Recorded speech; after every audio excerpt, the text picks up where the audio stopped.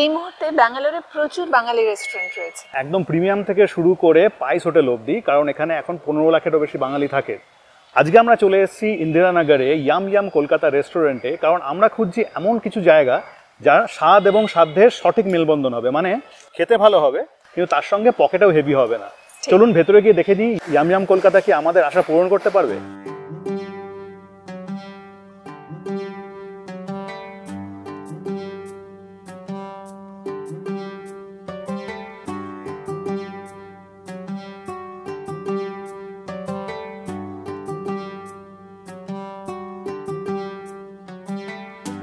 খুব বড় মেনু, অনেক কিছু রয়েছে, বুঝতে পারছি না কি খাবো।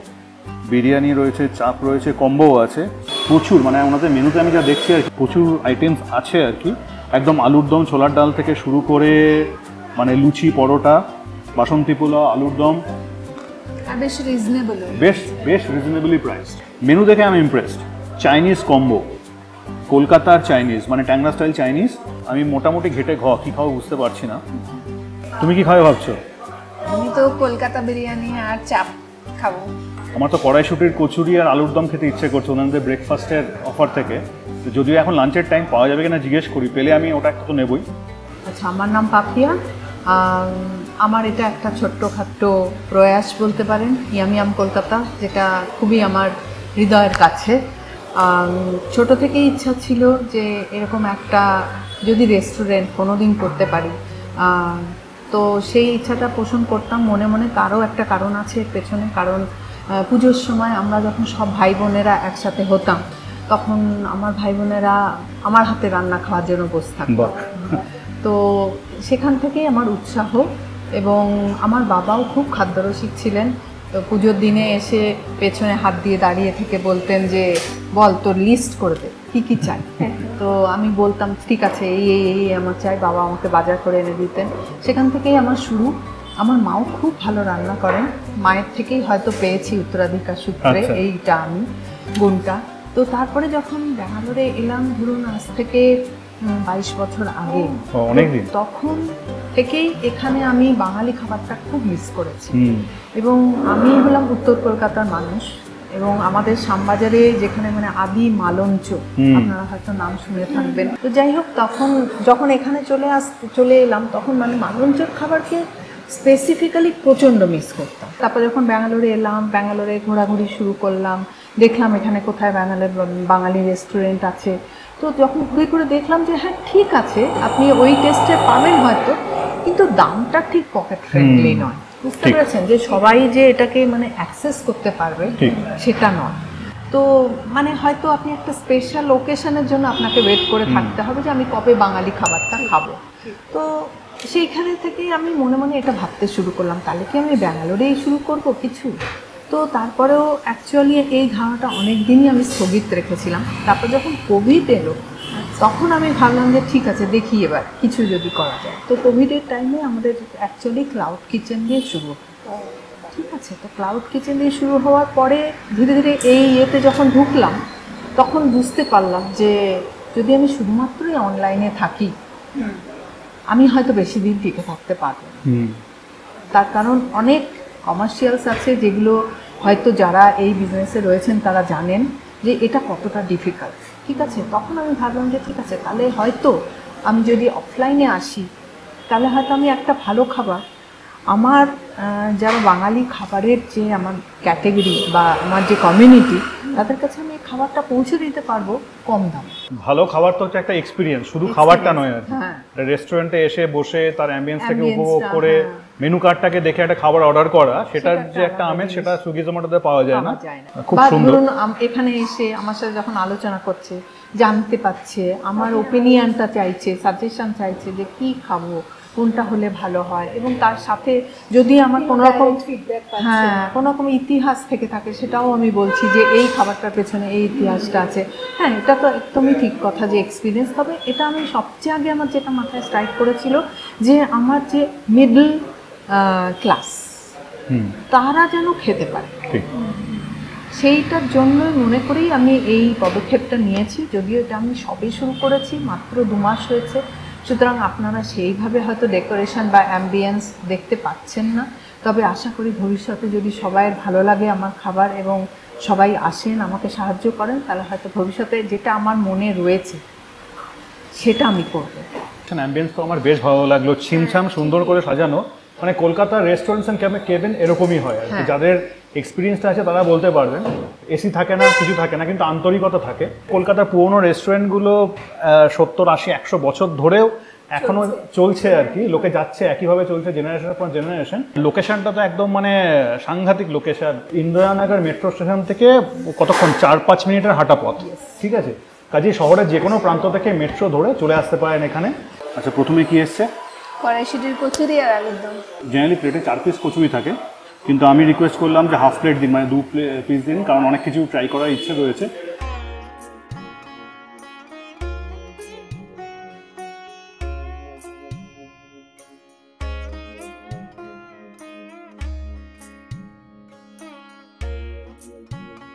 রংটা দেখে তো খুব ভালো মনে হচ্ছে। আলুর দমটা খুব বেশি স্পাইসি নয়, দেখে মনে হতে পারে যে অনেক মশলা রয়েছে, বেশ ভালো খেতে। এটা আমাদের ব্রেকফাস্ট কম্বোর মধ্যে পড়ে। এছাড়াও আমরা হিঙের কচুরিও রাখেন, রাধা বল্লভী, রাজা বল্লভী, নর্মাল লুচি, তার সঙ্গে জিলিপিও থাকে। তাই দেখলাম একদিন সকালবেলা উঠে চলে আসলে ব্রেকফাস্ট করতে এখানে হিঙের কচুরি, জিলিপি দিয়ে ছোলার ডাল আর আলুর দম। আমরা কড়াইশুটির কচুরি দিয়ে ইনিংসে শুরু করলাম, আরও অনেক কিছু আইটেম আসবে। আপনার মেনু তো দেখছি আমি বেশ বড় সড়ো, সব রকমের আইটেম রয়েছে। তো এর মধ্যে যদি আমি আপনাকে জিজ্ঞেস করি আপনার নিজস্ব 5টা ফেভারিট কি, কোন টপ 5 মানে আইটেমস আপনার মেনু থেকে যেটা আপনি অবশ্যই রেকমেন্ড করবেন?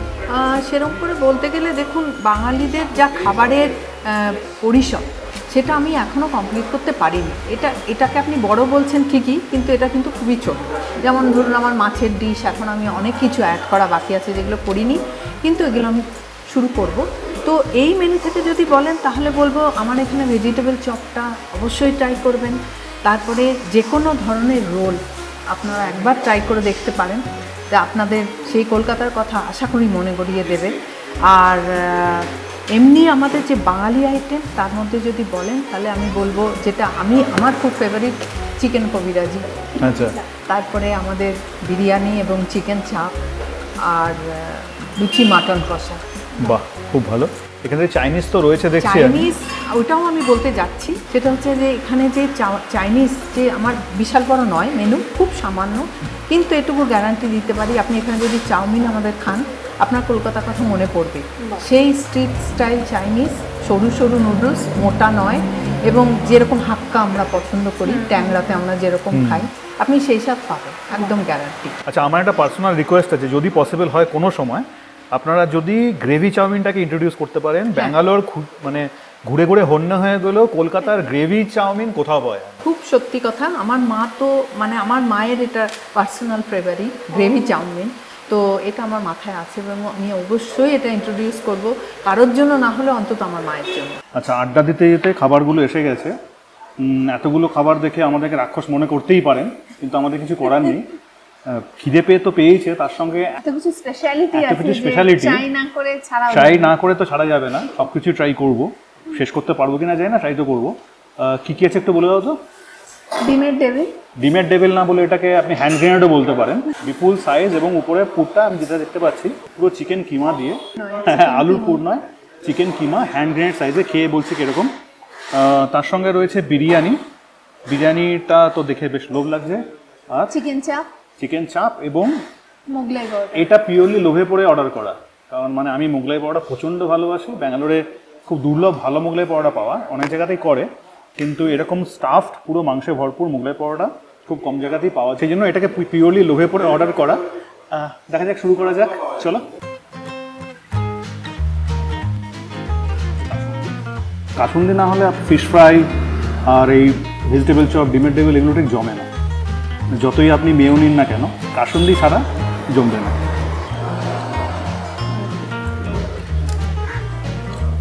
খুবই ভালো, খুব হোলসাম।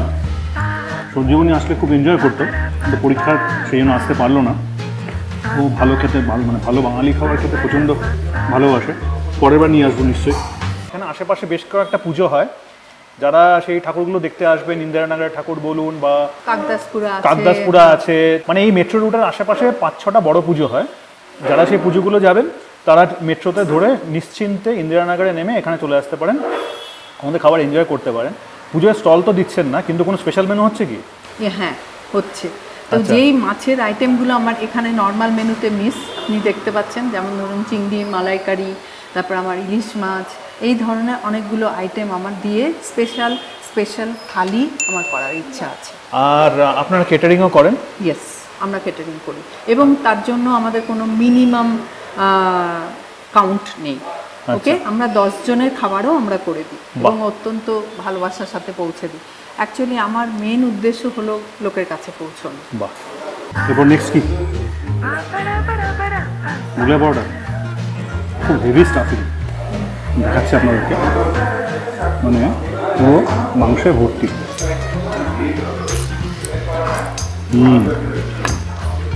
মুচমুচে খাস্তা, পেট ভরে আসছে। পেট ভরে আসছে। তো ব্যাঙ্গালোরে এই মুহূর্তে তো 15 লাখ প্লাস বাঙালি আছে এবং বেশিরভাগই হচ্ছে কর্মসূত্রে, এবং ইন্দিরানগর এই বেল্ট এমজি রোডের আশেপাশে প্রচুর বাঙালি কাজ করে। অফিস টাইমেও দুপুরে লাঞ্চের জন্য যদি ইচ্ছা হয় যে আজকে খুব কাজের চাপ গেছে, একটা ভালো বাঙালি মাংস আর ভাত খাবো, তার জন্য কিন্তু আমার মনে হচ্ছে এই রেস্টুরেন্টটা ভালো অপশন হতে পারে। তার কারণ উনি বলবেন এখানে প্রচুর বাঙালি থালি অপশনস রয়েছে এবং প্রচণ্ড অ্যাফোর্ডেবল প্রাইসে। চিকেন থালি 130 টাকা, তাতে কি কি থাকবে? চিকেন থালিতে ধরুন প্রত্যেকটা থালিতে আমার ভাত থাকবে, 2টো করে রুটি থাকবে, আর আপনি যদি চিকেন থালি নেন তাহলে সেখানে চিকেন কারি থাকবে, ডাল থাকবে, আর স্যালাড আর আচার, এই থাকবে। তো আপনি যদি ভেজ নেন তাহলে চিকেনের বদলে ভেজ তরকারিটা থাকবে, একটা যে কোনো তরকারি থাকবে। ভেজ থালি জাস্ট 110 টাকা, কোয়াইট রিজনেবলি প্রাইস। মানে আমি বলবো যে যদি আমি কম্পেয়ার করি কলকাতার রেস্টুরেন্টের থেকে, মানে বেশ কয়েকটা রেস্টুরেন্ট থেকে বরং দাম কমই হবে।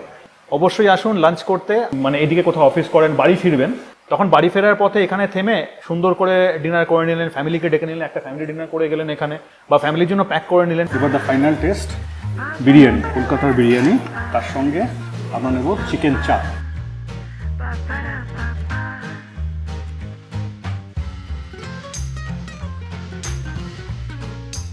বিরিয়ানি সবসময় হাত দিয়ে খেতে হয়, তোমাকে বিরিয়ানি রাইসটা ফিল করতে হবে, মাটনের টেক্সচার, এই চিকেনের টেক্সচার, আলুর টেক্সচারটা ফিল করতে হবে।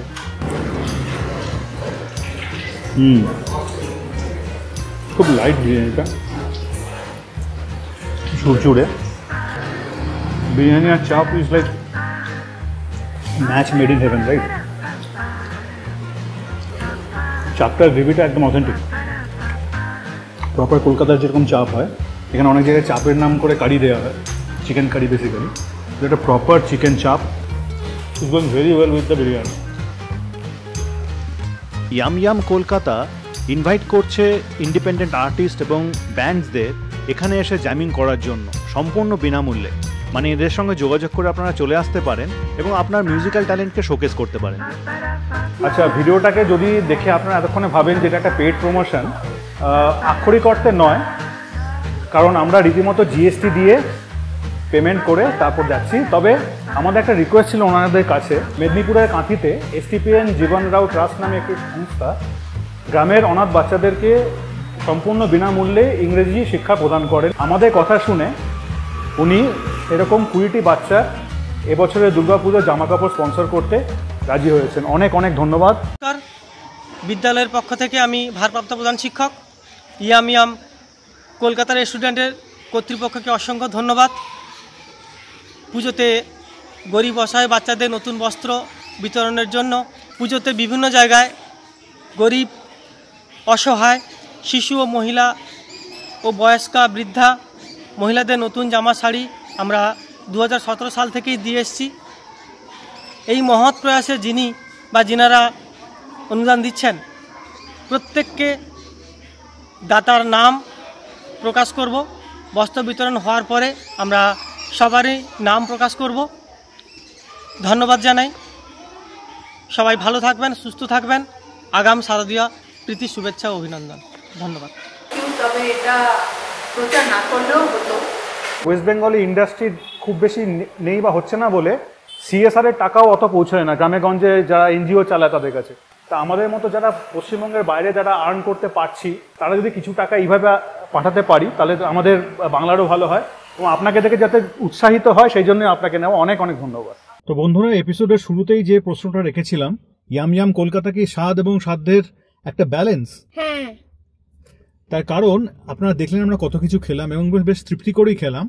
এত কিছু খাওয়ার পরে এবং লেফট ওভার প্যাক করার পরেও আমাদের বিল আসলো মাত্র 800 টাকা, যেটা ব্যাঙ্গালোরে ভাবাই যায় না। আমি 2-3 বার বিলটা চেক করলাম, কোথাও কি কোনো মিস্টেক হচ্ছে? এরকম কোয়ান্টিটি কোয়ালিটি। এক্স্যাক্টলি। ব্যাঙ্গালোরের দুর্গাপুজো নিয়ে আমাদের প্রচুর প্ল্যান রয়েছে। অলরেডি আমাদের দুর্গাপুজোর মেট্রো ম্যাপ বেরিয়ে গেছে, মানে মেট্রোতে করেই অন্তত 25টা ঠাকুর আপনি ব্যাঙ্গালোরে ঘুরে দেখতে পারেন। সব ডিটেলস থাকছে ওই মেট্রো ম্যাপে। আমাদের ওয়েবসাইট www.bongtales.co.in গিয়ে দেখে নিন। এবং মেট্রো করে ঠাকুর দেখার সময় যদি আপনারা পার্পল লাইনে থাকেন তাহলে ইন্দিরানগরে নেমে অবশ্যই এই ইয়াম ইয়াম কলকাতাতে লাঞ্চ বা ডিনার বা হোয়াটএভার বা স্ন্যাক খেতে আপনারা চলে আসুন। এই এপিসোডটা কেমন লাগলো কমেন্ট করে জানান। যদি ভালো লেগে থাকে একটা লাইক দিন, আর যদি এরকম আরো কন্টেন্ট দেখতে চান তাহলে আমাদের চ্যানেলকে সাবস্ক্রাইব করুন।